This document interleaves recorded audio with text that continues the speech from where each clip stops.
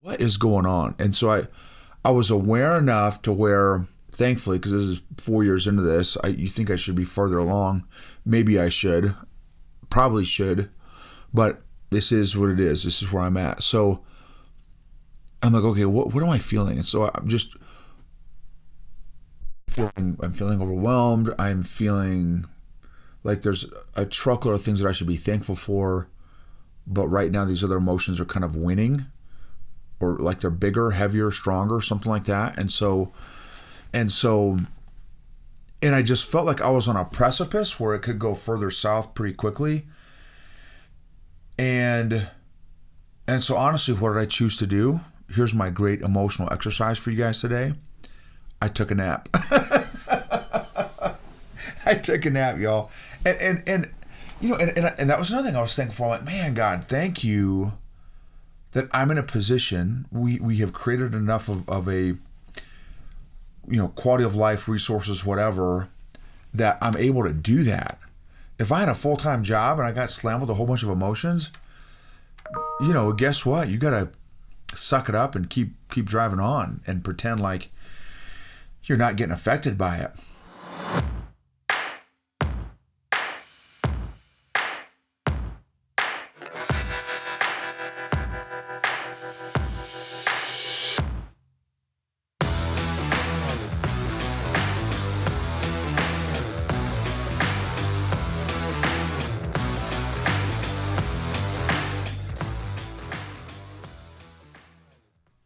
What is going on, EQ gangsters?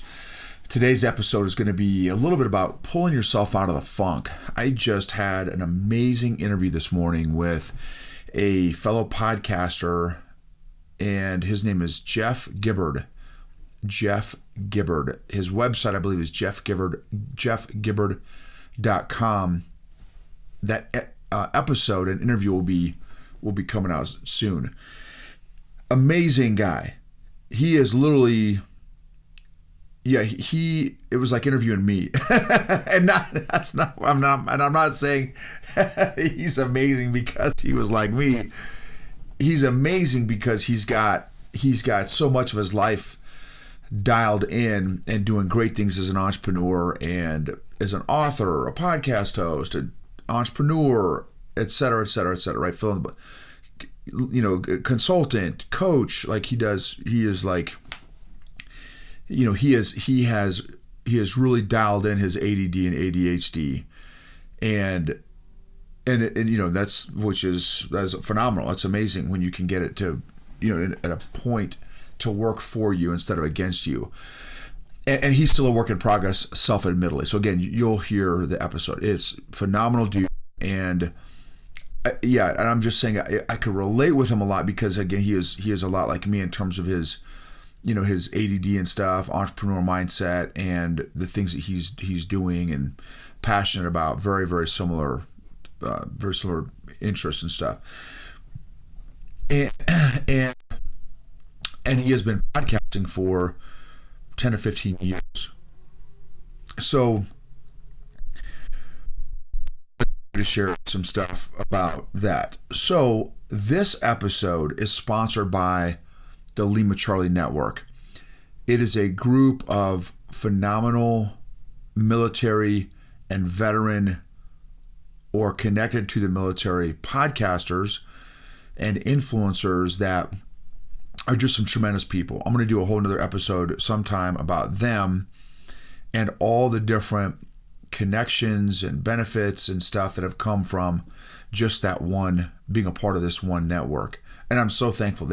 It's a group of high-speed Air Force folks, and I think there's two or three of us token Army guys in the group, but predominantly it's Air Force.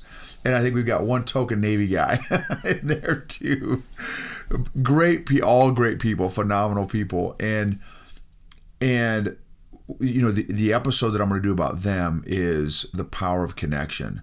So, I can't wait to do that episode because it is fire.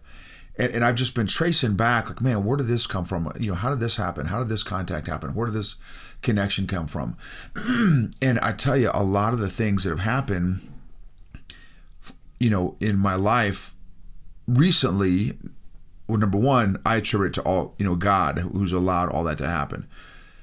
And he has made a lot of that happen through this particular network for me, this particular network of folks in the Lima Charlie Network. So visit LimaCharlieNetwork.com to get some more details. We also put out a blog, a weekly blog, and each of the members puts out some really neat, great content. So LimaCharlieNetwork.com. After interviewing this guy this morning, again, Jeff Gibbard, it was, I got slammed. It was really interesting. I got slammed with a whole bunch of emotions. Some very like great emotions, and then some not, like getting hit by a train a little bit, and or a Mack truck or a dump truck, either whichever massive vehicles of steel traveling at big speeds you can think of. And I mean, it was like, and I think the predominant emotion was just overwhelmed.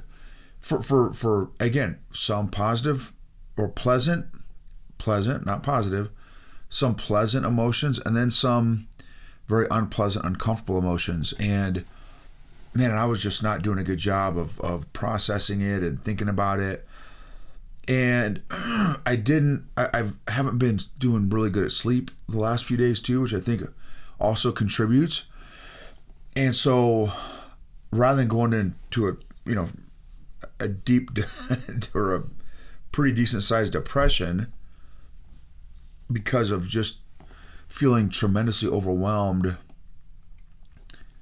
and some good reasons, some frustrating, upsetting reasons.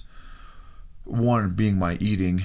I've been doing great with some intermittent fasting stuff that I've been doing, which helps me, just regulates. It helps with some self-control, helps with emotional control.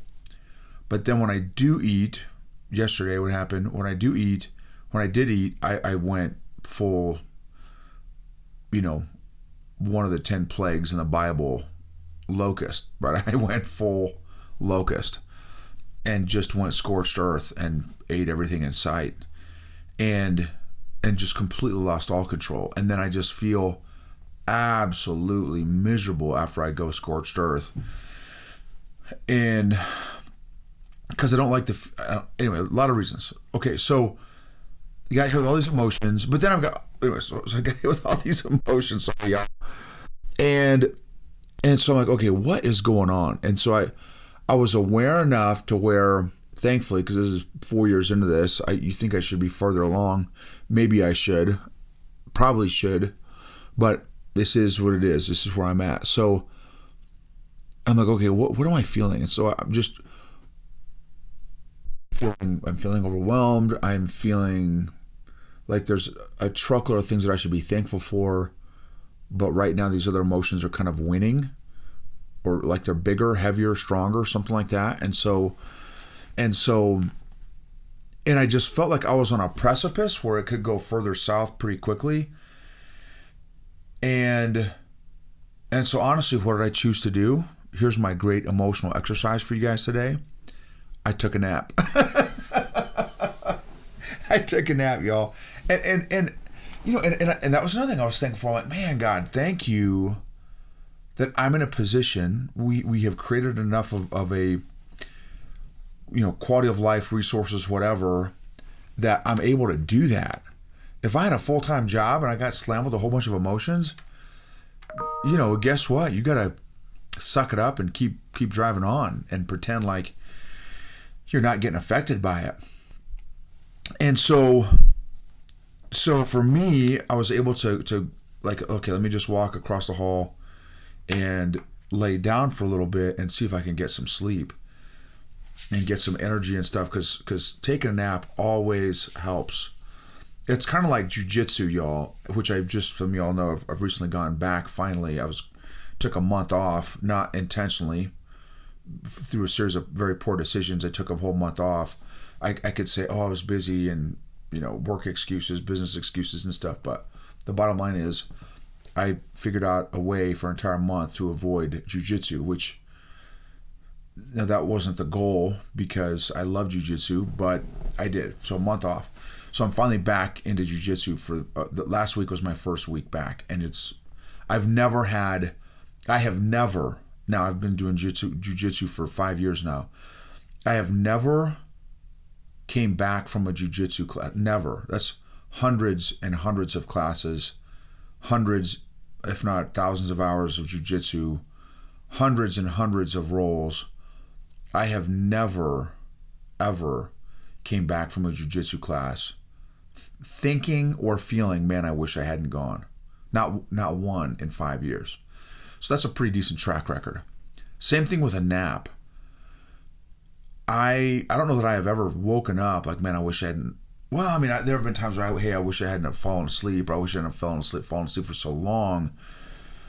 But if it's an intentional plan for me, if taking a nap is part of my, okay, I just need to take care of myself here and take a nap, because I listen, this is the other thing I've noticed. The older I get, the less productive I am when I'm running on fumes. Like I will go so far as to say, like, the wheels start coming off if I don't have energy. I'm telling you, it's not like a slow degrade. It's almost exponential. My decision making, when I get fatigued, mentally, emotionally, physically, my decision making just drops off tremendously. So I'm really trying to become more aware and cognizant of my energy levels throughout the day. And if I feel like I need a 5-minute nap, a 7-minute nap, a 3-minute nap, I will do that. I'll kick my chair back, set my watch alarm for 3 minutes or 5 minutes or 7 minutes, and fortunately I've learned how to, well, I don't know if I've learned, but yeah, learned how to, when I close my eyes, 30 seconds later, I'm out. And then my watch alarm hits, boom, I wake up, and now I've got like literally another 2 or 3 more hours of energy from just a 7-minute nap, 5 to 7 minute nap. And so thankfully, again, I was aware enough, walked over, racked out. I ended up doing, these were longer ones. I ended up doing 2 30-minute naps because my other coaching appointment had needed a reschedule.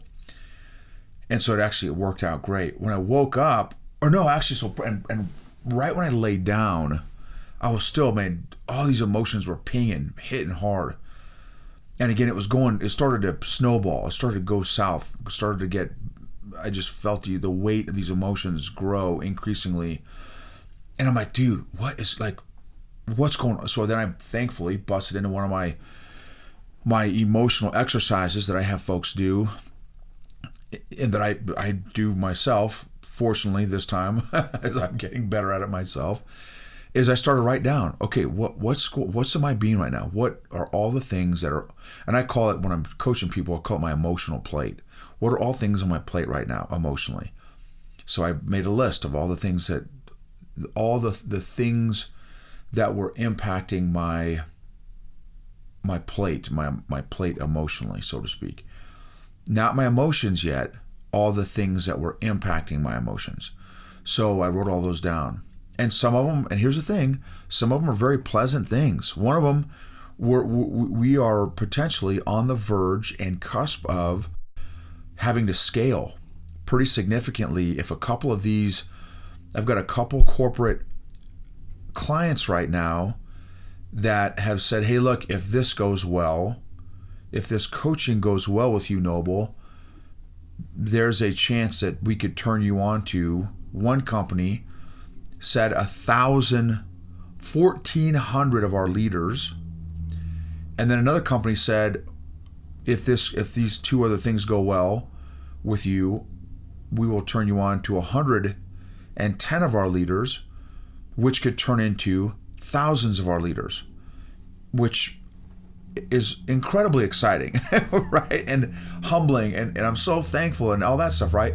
But it's also overwhelming. Like, wow, like for so many reasons, not even just the magnitude, but for those of y'all again that know me a little bit more, I have struggled my entire life, most of my life, with, with self-condemnation, with self-hatred, with self-sabotage, with imposter syndrome, with unworthiness, no value, and to finally be in a place to receive God's blessings and not sabotage God's blessings because of my emotional unhealthiness is overwhelming. It's exciting, but in a great way, overwhelming in a great way. And so, and I know this for me personally, I know that all of these blessings are coming from God, and so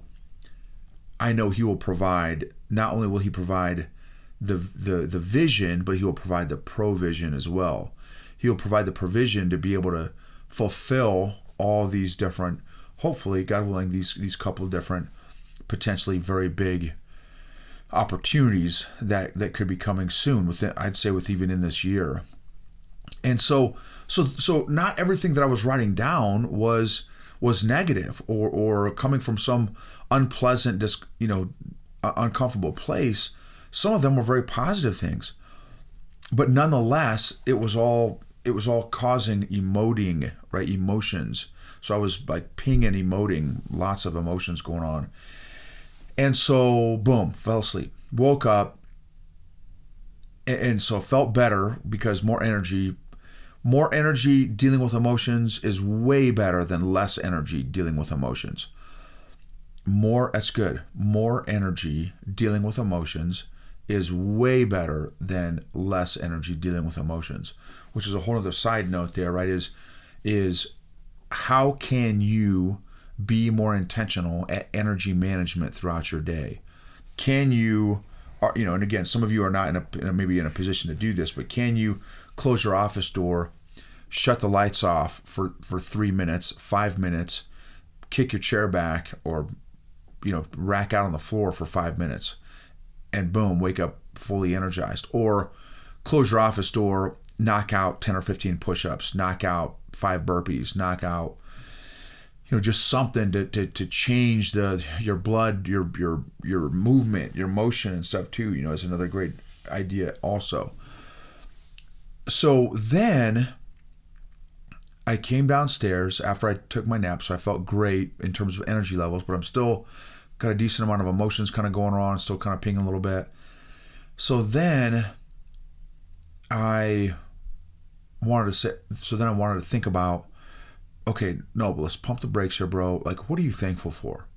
Let's prescribe in this situation of being overwhelmed. Again, some of it for pleasant and good stuff, some of it for not good stuff because of like my eating and stuff, right? It was not pleasant or good in my book because of my lack of control with food still. I'm still working on. And so I grabbed a bowl of cereal, granola cereal, with a little scoop of real off the honeycomb honey. We got some great friends of ours, he's another West Point grad, and his wife, super couple, and they have beehives. And so they have this massive, it looks like a 5-gallon jug. It's huge thing. I don't know how big it is, but it's huge. Full of like real legit fresh honey from like legit a zillion bees, which is where I think all honey comes from. But this is like fresh out of the hive honey stuff. You can tell I don't do bees or honey. I'd love to, but it's just not our jam right now. No pun intended with the jam. And so, boom, scoop of honey, granola, go on the deck. And I just started to look around. So, okay, God, what are all the things I'm thankful for? And I just looked around. I'm like, I'm looking at the Rockies right now. And there's this amazing portrait from God of the Rockies. You've got artists that can paint that stuff. He made it, right? So boom, this amazing vista of the Rockies with the snow-capped Rockies, the sun, beautiful sunny day, little bit of a chill in the air, but the sun's on you, so it's like this great combination of warmth and chill, sweet and sour, and so you get the warm rays, you get the chill air, you get the mountain breeze, you get the mountain air, and I'm like, okay, God, man, your amazing majesty of the mountains are breathtaking, always. And so I'm thankful for the mountains. Then in front down, so I'm up on this first floor deck. It's actually maybe a second floor deck, and I'm looking down, and we've got this little pine tree kind of by this fence in front of our backyard fence. We have a little teeny backyard, little teeny pine tree, and in this little teeny pine tree is this little bird, and he's chirping. I'm like, man, God, thanks for that pine tree, and thanks for that little bird right there who's just chilling, doing his thing, whatever birds do, chirping. And then we have this other little tree in our backyard, teeny little tree, and it's blooming. It's starting to bloom. And I thought, man, thank you, God, for that little tree right there and the little blooms as it's starting to bloom. And then I thought, man, thank you for the seasons of life and seasons of the weather. That we had a great winter. It was awesome. I love snow, love the 4 seasons, because for 20 some years I didn't have snow in North Carolina when there's 2 seasons, hot and hotter, sweaty and sweatier. And so, which also beautiful out there in North Carolina is fine, but 24 years of that I was ready, both my wife and I were ready for 4 seasons. So Colorado's been great. And then I thought, man, thank you for this deck. Thank you for me being able to, in the middle of the day, when I'm feeling a little overwhelmed up in my feels, I can come out on this deck. I don't have a boss. I don't have, constraints like that necessarily, and I can take a break and sit on this deck and feel the breeze, the mountain breeze on my face. And then I got my boneheaded little dog comes out named Ted, whose spiritual gift is disobedience, and he's a cat in a dog's body. But he's got some good qualities. Right? So he came out and joined me a little bit, checking out the air, sniffing around. And I'm like, thank you for my family. Thanks for my awesome wife. Thanks for my kid. Thanks for the opportunity to be a parent, for being a parent. And so I started to go through, like, man, I started to get overwhelmed from a thankfulness perspective. Like, God, man, thank you for all the things I have to be thankful for. And so that is my prescription and exercise for you all. If and when you find yourself in a funk, try to develop the battle drill of allowing yourself to feel those feels, writing down. You guys know my exercise, Go Aped, APED, acknowledge, permission to feel, express, and discuss. I've got an episode.